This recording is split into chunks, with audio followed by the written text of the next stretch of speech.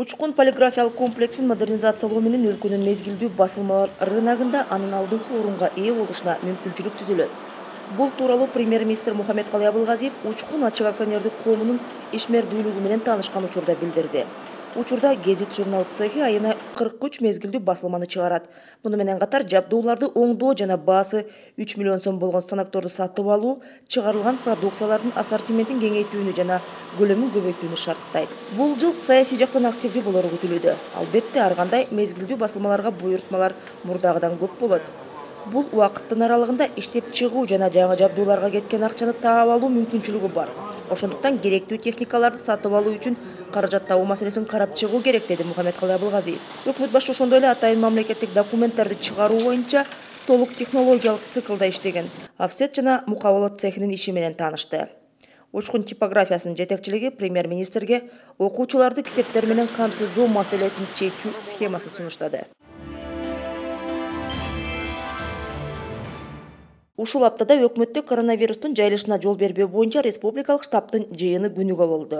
Ушул күнгө чейин республикада эпидемиологиялык кырдаал туруктуу, коронавирустун чыккан учуру катталган жок. Дүйнөдөгү жагдайды эске алуу менен медицина кызматкерлери, санитардык дарыгерлер, тез жардам жана башка ыкчам кызматтардын кызматкерлери күнү түнү нөөмөт менен иштеп жатат. Ал эми саякат кемесинде болгон кыргыз жараны 9 мартта Бишкекке келди. Ал карантинге изоляцияга жаткырылды. Анын ден соолугу канааттандырарлык. Коронавирустун бар же жогун аныктоо үчүн анализ алынды. Бул жарандын колунда Япониядагы бейтапканадан берилген ден соолугу жакшы экенин күбөлөндүргөн сертификаты да бар. Республикалык штаб соода, бизнес борборлордун, супермаркеттердин жана оюн зоок жайларына дезинфекциялоочу каражаттар менен камсыздоо керектигин эскертүүдө. Муну Бишкек жана Ош шаардык мэриясы көзөмөлгө алат. Ошондой эле премьер-министрдин тапшырмасынын негизинде жергиликтүү бийлик аймактардагы соода түйүндөрү менен базарларды дезинфекциялоо иштерин жүргүзүүдө. Билим берүү министрлиги болсо мектеп окуучуларынын арасында өздүк гигиенаны сактоо боюнча түшүндүрүү иштерин жүргүзүүдө. Республикалык штаб дагы бир жолу көп адамдар чогулган кандайдыр бир иш-чараларды өткөрбөй турууну эскертет.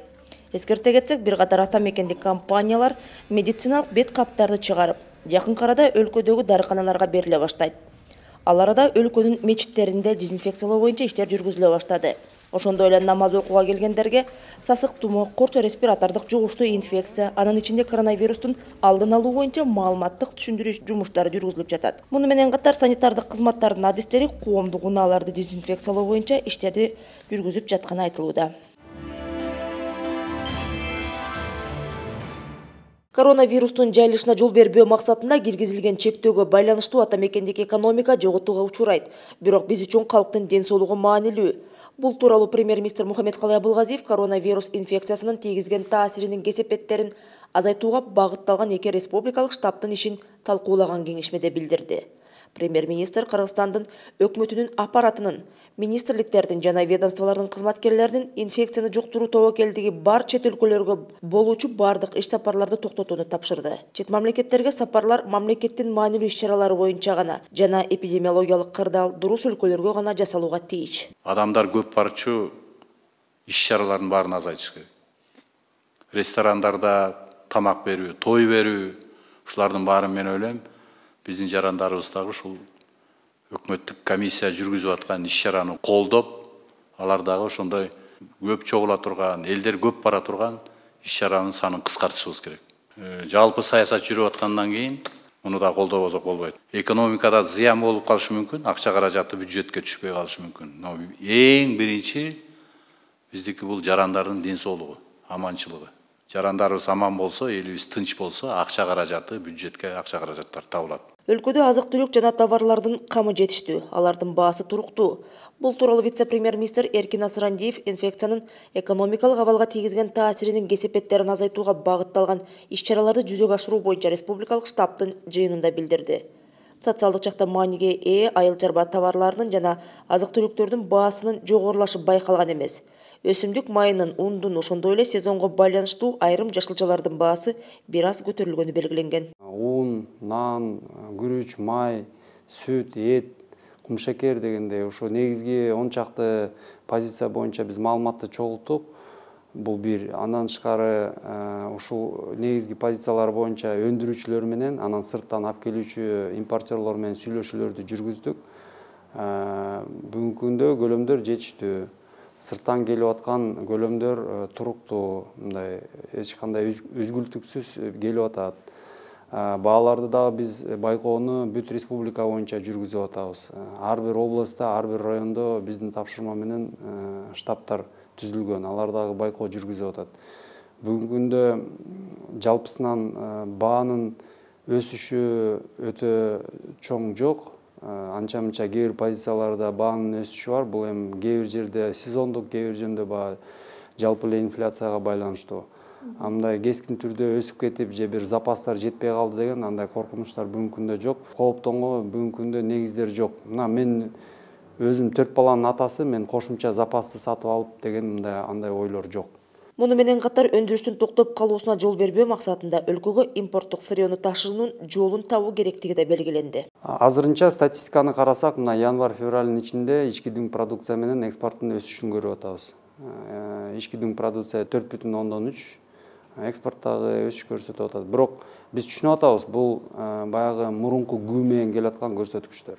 Бул биринчи ирет биздин жеңил өнөр жай тармагына таасир этет. Себеп дегенде биздин кийим тигүүчү цехтер көбүнчө бир 70-75% продукция бул жеңил өнөр жай тармагынын чийки зат материалдары болчу да. Бүгүнкү күндө ал ишканалардын чийки зат материалдары жакынкы бир 2 айга жетиштүү көлөмдөрү бар. Азыр алдын ала иштерди жүргүзүп атабыз.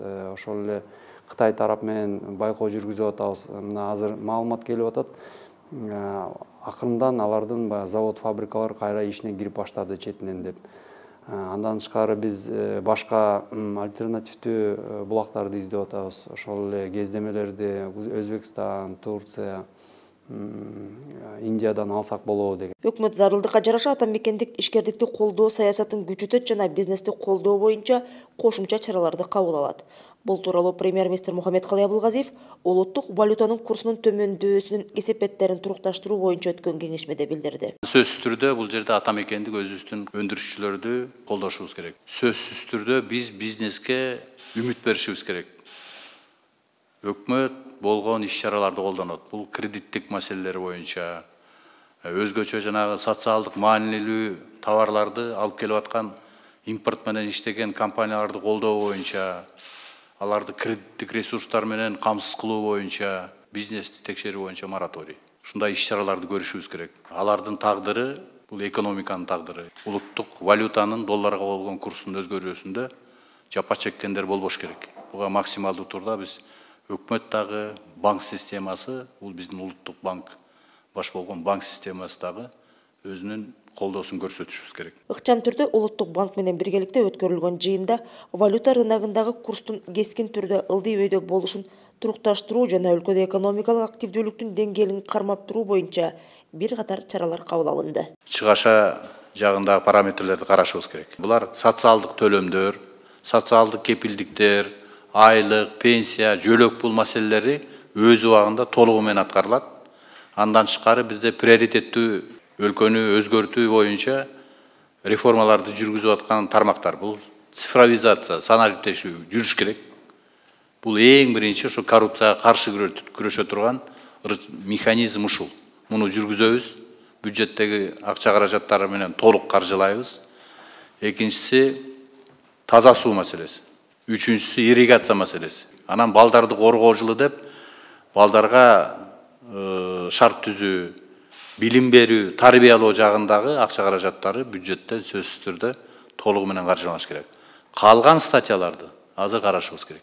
Бардыгыбыз отуруп алып карап, өсүү жагына кетүүчү каражаттарды убагында беребиз. Ал эми жанагындай чыгымдарга алып келчү, сатып алып, оңдоо, түзөө, имараттарды оңдоо деген бардыгын аны токтотушубуз керек. Ушул эле жумада күнүгө бул штабтын жыйыны болду. Штабтын башкы максаты атамекендик рынокто туруктуулукту камсыз кылуу боюнча чараларды кабыл алуу. туруктуу өндүрүштүн көлөмүн ташып келүүнү камсыз кылуу жана баалар боюнча өндүрүүчүлөр, ташуучулар, ири соода түйүндөрүнүн жана базарлардын кожоюндары менен жолугушууларды өткөрүү максаттуу. Биз чийки заттардын көлөмү, ташып келүү боюнча келишимдер, каржылоодогу муктаждыктар жана чет элдик жумушчу күчтөрдүн зарылдыгы жөнүндө билишибиз зарыл, деди Эркин Асрандиев. Ушул аптадагы жыйын өкмөттүн облустардагы ыйгарым укуктуу өкүлдөрүнүн катышуусу менен селектордук режимде өттү. Вице-премьер-министр райондордо жана облустарда штабтарды уюштуруу, алардын алкагында күнүгө чогулуп, айыл чарба продукцияларынын запасына анализ, бааларга мониторинг жүргүзүү тапшырмасы берилди.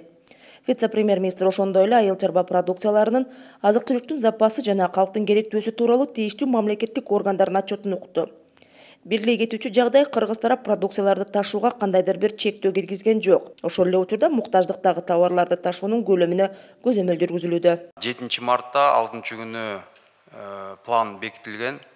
План негизги азык-түлүктөрдүн баасын, көлөмүн жана ошонун сатылышын көзөмөлдөө, кандай бир спекуляциялар же чоң көлөмдөрдө алып чыгуулар болсо, же баасын кескин түрдө өзгөрүлүшү болсо, ошону көзөмөлгө алып, анан ошондогу жол бербей багытты камтыйт. Алдын ала маалымат бар.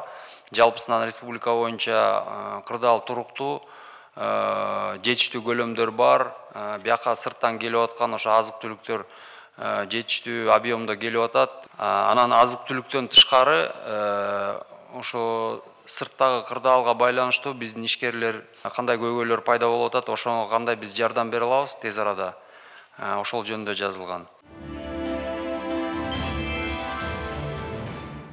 Ал арада премьер-министр Мухаммедкалый Абылгазиев дүйнөлүк рынокто түзүлгөн кырдаал жана анын өлкөнүн экономикасына тийгизген таасири боюнча кеңешме өткөрдү. Кеңешменин жүрүшүндө валюта рыногундагы жана банк секторундагы жагдай, ошондой эле мунай зат баасынын төмөндөшүнө жана өлкөнүн валюта рыногундагы баалардын өйдө ылдый болуусуна байланыштуу улуттук валютанын курсунун туруктуулугун камсыздоо боюнча көрүлгөн чаралар талкууланды. Тышкы коркунучтардын негизги тобокелдиктеринин, Кыргызстандын экономикасына тийгизген таасирине жана соода балансынын деңгээлин турукташтыруу чараларына өзгөчө көңүл бурулду. Премьер-министр улуттук валютанын алмаштыруу курсунун кескин өзгөрүшүн текшилөө, ошондой эле өлкөнүн финансылык насыялык мекемелеринин ишинин туруктуулугун камсыз кылуу үчүн таасирдүү чараларды кабыл алуу жана жөнгө салуунун зарылдыгын белгиледи. Өкмөт башчы макроэкономикалык туруктуулукту камсыз кылуу жана ата мекендик продукцияны чет өлкөгө экспорттоонун деңгээлин колдоонун натыйжалуу чараларын кабыл алуу үчүн эл аралык рыноктогу курстук айырмачылыктардын таасирине баа берүүнү тапшырды. Бишкектин четиндеги Ак Ордо конушу. Мунун Сокулукка жакын жайгашкан жериндеги үйлөр негизинен мыйзамсыз салынган. Анткени убагында бул тилкелер үлүшкө берилген. Ал жакка жер ээлеринин айрымдары там салып алса, башкалары 5-6 соткадан бөлүп сатышкан. Анын үстүнө ал тилкелерди айыл чарба багытында колдонууга мүмкүнчүлүк да шарт да жок болчу. Калктуу конушка жакын жайгашкан жерлерде көпчүлүгү чындыгында айыл чарба багытында иштеткенге мүмкүнчүлүк болбой калды. Себеби жанагы калктуу конушта жакын жайгашкандан кийин ал жерде жанагы суу маселеси дагы татаал болду. Себеби суу маселеси татаал болуп калды. Анан эми жанагы мал чарба менен алектенген айылдагылардын негизинен ошол жайыт катары колдонулуп, көпчүлүк үлүш ээлери өз жерлерин өз багытында иштете албай калышты. Мына ушул Ак Ордодо эле 1350 гектар жерге 8500 үй салынган. Өкмөт иштеп чыккан мыйзам кабыл алынса, мунун баары эми трансформацияланат. Тагыраак айтканда, жердин категориясы өзгөртүлөт. Турак жай салынып калган жерлер азыр айыл чарба багытында болсо, мыйзам кабыл алынгандан кийин калктуу конуш категориясына которулат. Турак жайын мыйзамдаштыра албаса, турак жайын мыйзамдаштырып, ошол жерге өздөрүнүн жанагы каттоо иштери жүрбөсө, социалдык маселелердин баардыгына буларда мүчүлүштүк болуп келген. Жол маселеси, ошол жердеги электр энергия, таза суу, канализация маселелеринин баардыгы ушул трансформация маселеси чечилбегенине байланыштуу көп жылдан бери ошол элдин көйгөйү болуп келген. Бүгүн Кудай буйруса мына жакын күндө ошол мыйзам долбоору кабыл алынса, ушул маселелердин баардыгы четинен чечиле башталат деп ойлойбуз. Президенттин жерлерди трансформациялоо боюнча тапшырмасын аткаруу үчүн өкмөт жумуш топ түзгөн. Алар жерлерди кыдырып, трансформацияга муктаж болгон тилкелерди аныктап чыгышкан. Ага ылайык 3500 гектар жерге салынган 10400 турак жай мыйзамдаштырылат. Негизинен чүйдөгү Сокулук, Кала Мөдүн райондору. жана Ош облусундагы Кара Суу району, Ош шаарындагы Жапалак айыл өкмөтүндөгү жерлер трансформацияланат. Бирок белгиленген нормадан аша чапкандардын жер тилкеси мыйзамдаштырылбайт. Скотомогильниктер, же болбосо жогорку чыңалуудагы электр чубалгаларынын астында салынып калган үйлөр, же болбосо көрүстөнгө абдан жакын жайгашып калган үйлөр. Эми бул норма бар, нормадан ашык чыга албайбыз. Элдер дагы туура түшүнүш керек, ушул нормадан ашык чыга албайбыз да. Ал эми андан сырткары ушул мисалы бир сот иштери жүрбөсө, чектөөлөр атайын сот тарабынан болбосо, аларды ошо мыйзамдаштырууга бул мыйзам долбоору мүмкүнчүлүк берет. Белгилей кетсек, мына ушул мыйзам долбоор кабыл алынса, 2009 жылдан кийин айыл чарба багытындагы жерге салынып калган үйлөр мыйзамдаштырылып, аймак калктык конуш категориясына которулат.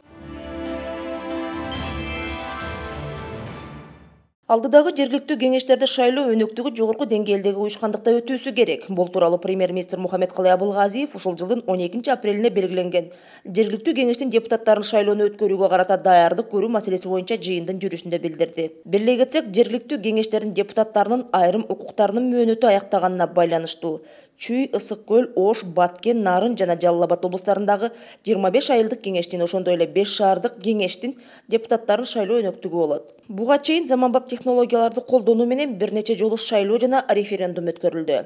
Өлкө мындан ары да шайлоо өнөктүгүн өткөрүү боюнча топтогон алгылыктуу тажрыйбасын бекемдеши керек, деди өкмөт башчы. Премьер-министр мамлекеттик органдарга аймактык шайлоо комиссиялардын жергиликтүү кеңештин депутаттарын шайлоо өнөктүгүнө даярдык көрүү жана өткөрүү боюнча уюштуруу маселелерин чечүүгө толук жардам берүүнү, аларды транспорт, материалдык техникалык каражаттар, байланыш каражаттары жана электр энергиясын үзгүлтүксүз берүүнү камсыз кылууну тапшырды. Шайлоо учурунда жерлерде коомдук коопсуздукту жана тартипти камсыз кылуу зарыл. Жергиликтүү кеңештерде шайлоону мыйзам бузбай, кынтыксыз өткөрүү маанилүү деп белгиледи премьер-министр. Жыйындын жүрүшүндө тармактык мамлекеттик органдарга мындан ары жарандарды массалык каттоо фактысына жол бербөө тапшырмасы берилди. Быйыл жазгы талаа иштери былтыркы жылга караганда эрте башталды. Өкмөттүн тапшырмасы менен жазгы талаа жумуштарын жүргүзүү боюнча штабтын отуруму өтүп, анда айдап себүү, оруп жыюу, сугат мезгилине даярдык көрүү боюнча тапшырмалар берилген. Бул тууралуу биринчи вице-премьер-министр Кубатбек Боронов Чүй облусунун айыл чарба субъектилеринин жана ирригация тармактарынын жазгы талаа иштерине даярдыгы менен таанышуу учурунда билдирди. Кыдыруунун алкагында Кубатбек Боронов Бишкек шаарынын түштүк-чыгышындагы Аламүдүн суу топтогучуна барып, сугат мезгилине өз убагында жана сапаттуу даярдоо иштери менен жеринен таанышты. Бороновдун айтымында, былтыр суунун көлөмү аз болгону байкалган. Буга байланыштуу суунун жетишсиздигин алдын алуу жана үнөмдүү пайдалануу максатында бардык тийиштүү инфраструктураларды даярдоо иштери жүрүп жатат.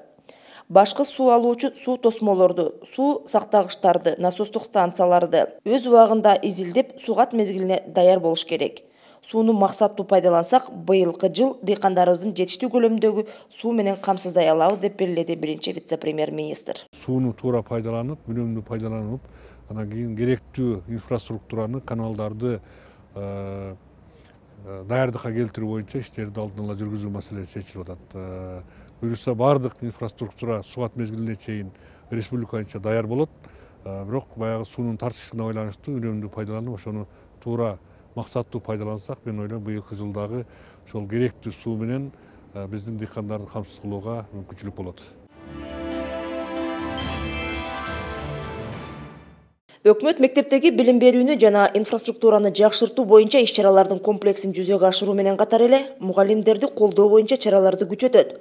Бул тууралуу премьер-министр Мухаммедкалый Абылгазиев Чүй облусуна иш сапар менен барган учурда билдирди. Абылгазиев Аламүдүн районунун Таштөбө айылындагы Бешеналиева атындагы орто мектепке барганда билим берүү мекемесинин жетекчилиги эски терезелерди алмаштырып берүүнү, ошондой эле жаңы спорт зал куруп берүүнү өтүндү. Каражыгач айылындагы 1967 жылы курулган Табалдинов атындагы орто мектеп капиталдык оңдоп түзүүгө муктаж. Өкмөт башчы жергиликтүү маанидеги узундугу 250 метр келген Көкчар Алатоо жолунун эксперименталдык тилкесин оңдоо иштеринин жүрүшү менен таанышты. Текшеленген тыгыз бетон төшөлгөн тилке пайдалануу мезгилине чыдабай кеткен каражатты актаган эмес.